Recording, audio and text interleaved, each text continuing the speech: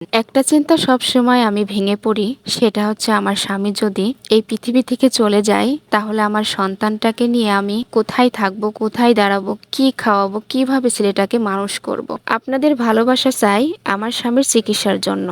আসসালামু আলাইকুম বন্ধুরা, সবাই কেমন আছেন? আশা করছি সকলে অনেক ভালো আছেন। আলহামদুলিল্লাহ, আমিও ভালো আছি। ঘরে যে বাজারগুলো ছিল সে বাজারগুলো ফুরাই গেছে, তাই হাসিনার আব্বুকে বললাম গাছ থেকে পেঁপে পেড়ে দিতে। হাসিনার আব্বু গাছ থেকে 2টা পেঁপে পারলো, আর এই পেঁপেটাই আজকে আমি রান্না করব।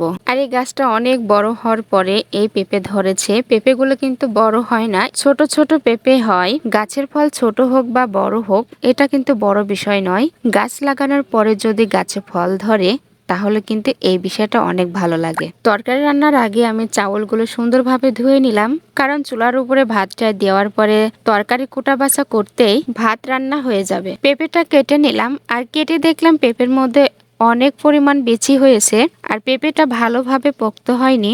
বাড়িতে যদি কোনো সবজি হয় তাহলে কিন্তু অনেক ভালো হয়, আর আমার জন্য তো আরো বেশি ভালো, কারণ হাসিনার আব্বু যে টাকা কাজ করে সে টাকা দেয়া সংসার চালালে তার ওষুধের খরচটা হয় না, আর ওষুধে খরচ করলে সংসারটা আমার চলে না। কারণ এই যে ঘরে বাজার ছিল না, গাছে পেঁপে ছিল তাই পেরে এখন রান্না করতে পারছি, আর এটা দিয়ে সকাল এবং দুপুরে খাওয়াটা হয়ে যাবে ইনশাল্লাহ। আপনাদের ভালোবাসা চাই আমার স্বামীর চিকিৎসার জন্য। কিছু মানুষ আছে আমাদেরকে নিয়ে অনেক খারাপ মন্তব্য করেন। আমি যে আমার স্বামীকে নিয়ে যে পরিস্থিতি দাঁড়িয়ে আছি, এই পরিস্থিতি একবার দাঁড়িয়ে দেখেন, তখন আপনাদের মুখে এই কথাগুলো আর থাকবে না। আর যে যাই বলুক সেই কথাগুলো আমি গায়ে মাখবো না, কারণ আপনাদের কথার চেয়ে আমার স্বামীর জীবনের মূল্য অনেক বেশি। একজন স্ত্রীর পাশে তার স্বামী থাকাটা অনেক দরকার। স্বামী ছাড়া একজন স্ত্রীর জীবন অচল। একজন স্বামী যদি অসুস্থ হয়ে ঘরে পড়ে থাকে তবু একজন স্ত্রীর জীবন সুন্দর। আর সেই স্বামী নামক বটগাছটা যখন মাথার উপর থেকে সরে যাবে তখন সেই নারীর জীবনটা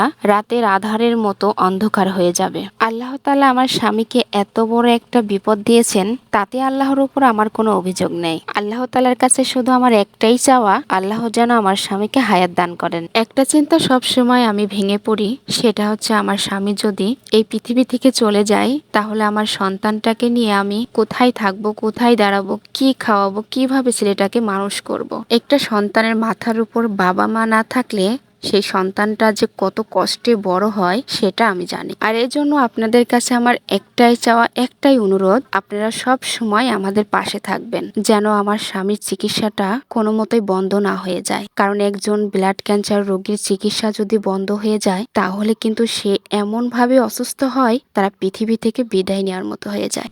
আজকের ভিডিওটা আমি এখানেই শেষ করছি। সবাই ভালো থাকবেন, সুস্থ থাকবেন। আমাদের পেজটি ফলো দিয়ে ভিডিওটি লাইক শেয়ার করে পাশে থাকবেন আমার স্বামীর চিকিৎসার জন্য।